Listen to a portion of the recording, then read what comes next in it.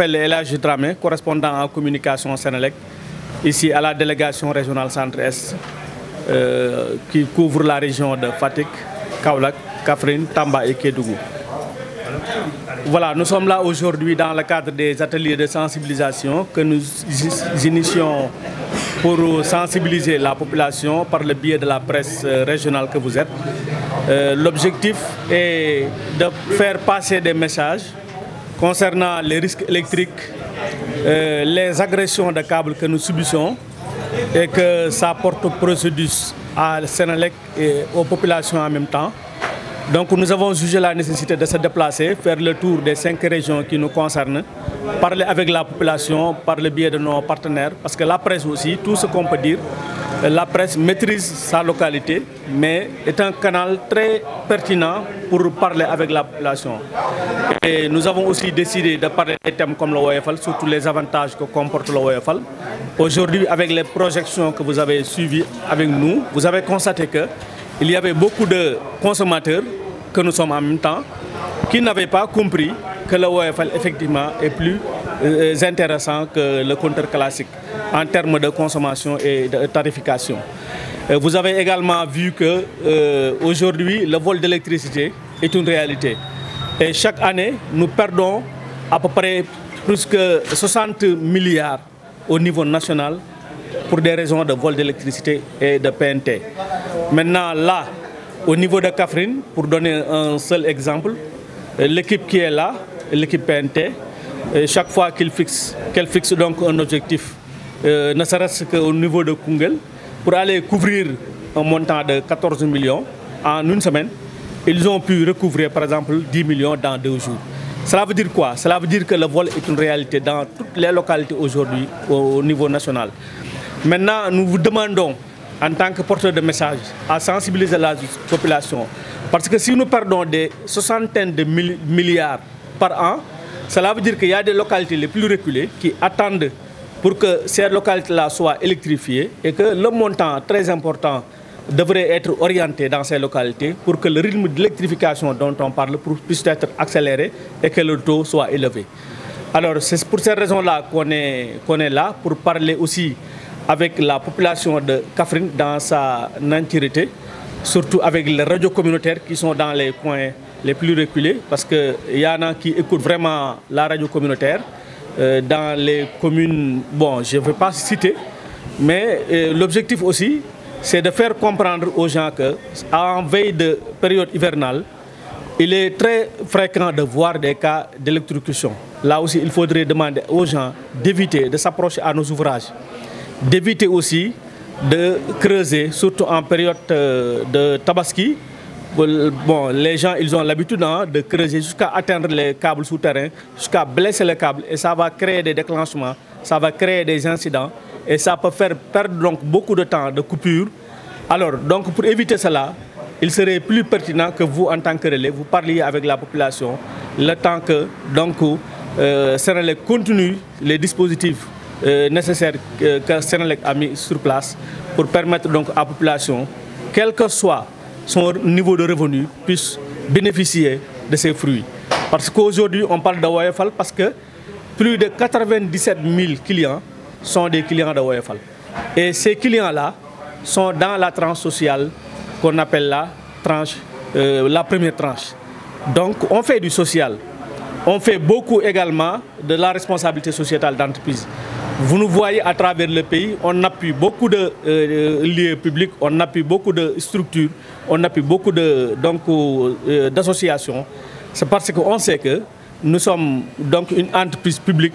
et nous ne cherchons pas à faire des bénéfices. Tout ce que nous gagnons, nous devons donc les reverser, donc les renvoyer donc à la population qui est roi, comme on dit, le client est roi. Alors aujourd'hui, donc l'objet de notre déplacement ici à Kaffrine, c'était de trouver ici le chef de service principal de Kaffrine, représenté par M. Séni Ndiaye, avec l'équipe donc service distribution représentée par Guissé, et l'ensemble donc de cette équipe. C'était l'occasion donc de permettre à chacun d'intervenir sur les sujets le concernant. Et aujourd'hui, je pense que pour ce qui est le système de facturation, vous les avez entendus, ils ont bien abordé et évacué Vous les avez entendus aussi pour ce qui est le réseau d'électricité, les filières, donc de Kaffrine à Nganda, de Nganda à Malem, jusqu'à Koungheul, jusqu'à donc Boulel.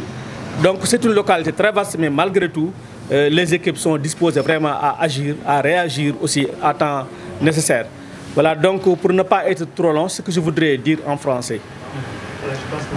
Assalamu alaikum, je suis El Hadj Dramé, correspondant en communication, nekkal Senelec fii ci délégation régionale centre-est. Muy délégation bi nga xamante ni région Fatick, région Kaffrine, bu Kaolack, bu Tamba ak bu Kédougou moo ko composé. Donc ñu ñëw nag tey ci turu direction de la communication et du marketing. ñëw également ci turu le délégué régional bi nga xamante ni mooy kilifa délégation bi pour waxtaan ak askan wi rawatina presse bi nga xamante ni ñoom ñooy suñu partenaire de premier plan ci sensibiliser leen ci ay questions yu mel nii lii di càccum courant. parce que gis nañ ne bëri na trop mu ngi wullee ñaay comme ni ñu koy waxee ci wolof at bu jot Senelec dina ci perdre daanaka lu jege 60 milliards. te xaalis boobu tey boo ko jëloon mën nañ ci jàppale askan wi nga xamante ni ñu ngi ci zone yu gën a sori te amuñu courant. ñooñu ñu ngi ne Ngéej rek am courant ñoom waxuñu courant cher na yomb na ñoom dañ ne Ngéej am courant et donc suñu continuer ci rythme boobu ñooñu dinañ leen xañ courant encore yeneen i at. loolu moo tax ñuy ñaan ñëpp ñu jàpp ci li nga xamante ne moom mooy liggéey boobu ba askan woowu mën a jotee ci courant bi. xam ne mën nañu joxe l'exemple de Koungheul bi nga xamante ne ñi yor PNT bi muy partenaire technique bi gisee Diaw du moins sànq wax na ko nee na seen objectif bi ñu ko fixé à Koungheul. dañu jàppoon ne bu ñu fa demee war nañ fa recouvrer 14 millions mais bi ñu fa waroon def une semaine pour recouvrer ko 2 jours rek lañ fa def recouvrer 10 millions. cela veut dire que kon aspect càcc gi bëri na fu ne. loolu nag yéen en tant que porteur de voix en tant que leader d'opinion dañ leen di ñaan ngeen ñaax askan wi ne loolu nañ ko bàyyi parce que risque la ngay sàcc courant parce que mën na la maas nga ñàkk sa bakkan. risque la également ngay sàcc courant parce que yaa ngi lor ki nga xamante ni amagul courant. te xaalis boobu waroon nañ ko mën a dajale yaxanal ko joxe ko courant risque la également ngay sàcc courant parce que mën nga créer déclenchement zone boobu yëpp ñàkk courant diir bu gudd. donc loolu nekk na loo xam ne bëgg nañ ñaax askanu yëpp ñu bàyyi ci xel. waxtaanee nañ fi aussi lu mel ni lii di wàllu woyofal bi nga xam ne coût bi comme niñ ko xamee gis ngeen wax nañ ci tranché yooyu yëpp wax nañ ci li nga xamante ne moom mooy redevance yi wax nañ ci TCO bi wax nañ ci TVA yi tey yaakaar naa ne lu bëree bëri comprendre ngeen ko. parce que léeg-léeg nga gis ku ne dama recharger benn 5000 et je me retrouve avec 48 kilos parce que fàtte na ne dafa fay frais de location compteur fàtte na ne fay na TCO fàtte na ne fay na voilà donc yooyu mooy tax bu recharger waatee dans une semaine am par exemple 50 wala 55 kilos mu ne Senelec lan moo tax wuute bi Senelec bon bëgguma ko wax mais maanaam dañuy sàcc alors que du loolu parce que yow li nga fayoon bi nga recharger waatee comme doo fayaat frais de location compteur léegi nag loolu kenn du la ko dagg. parce que li nga bi ñu jëlee loolu li des dañ la koy jaay en coût d'énergie loolu moo tax ngay gis différence yooyu léegi première tranche aussi comme moo gën a yomb loolu moo tax ngay gis différence yooyu ñu jàpp ne compteur bi woyofal bi fiable alors que c'est très fiable dañ ko jàngat laborantin yi def ci ay études yu profondes saytu ko ba gis ne lu mucc ayib la ñu jox ko askan wi te mu nekk ndimbal nag ci ñu bëree bëri nga xam ne seen loxo jotul seen ginnaaw ndax ni ma ko waxee ñi koy jëfandikoo ñu ci ëpp lu ëpp daanaka 97 000 clients ci woyofal bi la ñu nekk te ci tranche sociale boobu la ñu nekk. loolu aussi vraiment bokkoon na ci li nga xam ne waxtaanee nañ ko ñuy ñaax nag askan wi parce que dañuy jëm ci benn période muy nawet jëmaat ci leneen muy programme mu tabaski te ñu seetlu ne risque électrique yi ci jamono boobu lay gën a bëri léeg-léeg sax ñu gis ci ñoo xam ne dañ ci ñàkk seen bakkan te nañu moytu di jege suñu ouvrage yi bu ñu gisee luñ xamul nañu vraiment laaj Senelec mu wax leen. am nañ ay numéros yu disponible ci lépp loo leen bëgg a xam Senelec boo leen wootee ci 33 867 66 66 wala 30 166 66 wala ngeen dem ci Senelec l'officiel à travers donc Facebook YouTube LinkedIn et cetera di ngeen am information yi ngeen bëgg a am yëpp ci Senelec. donc tabaski bi bu jotee aussi dañuy gis ne daral yi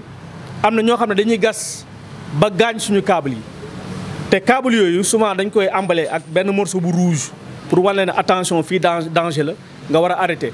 mais soo continuer ba gaañ ko day créer ay déclenchement day créer incident te mën na indi jéyee donc ñu ngi ñaan askan wi aussi wax dëgg yàlla ak tabaski bi ñu jëm ak nawet bi ñu jëm nu ñu gën a moytoo ouvrage Senelec yi ñu moytu ko bu ñu gisee lu ñu xamul daal nañu ñëw Senelec wala ñu woote ci numéro yi ma joxe léegi pour ñu jox leen ci ay tegtal yu gën a leer koo xamante ni tamit jàpp nga ne yow li ñu la fayeeku ci sa facture jaaduwul au lieu nga toog fi nga toog rek dañ lay ñaan nga jege si ci agence bi la gën a jege ñu wax la yow sa payoor gi lii ak lii ak lii la dinañ la jàppale teete la ba nga xamante ni di nga xam la lii lan moo ko waral. loolu daal lañ bëggoon a waxtaan ak yéen di rafetlu nag suñ collaboration ak yéen ñaan yàlla presse bi aussi nekk ay partenaires yoo xamante ni dañ mën a gën a liggéey ci anam yu bëree bëri bi lii donc ce n'est qu'un début bëgg nañ liggéey ci anam yu gën a bëri ba nga xamante ni surtout rajo yi nekk ci yeneen zones yu gën a reculé ñu mën a liggéey ci liggéey bu am solo incha allah jërë ngeen jëf.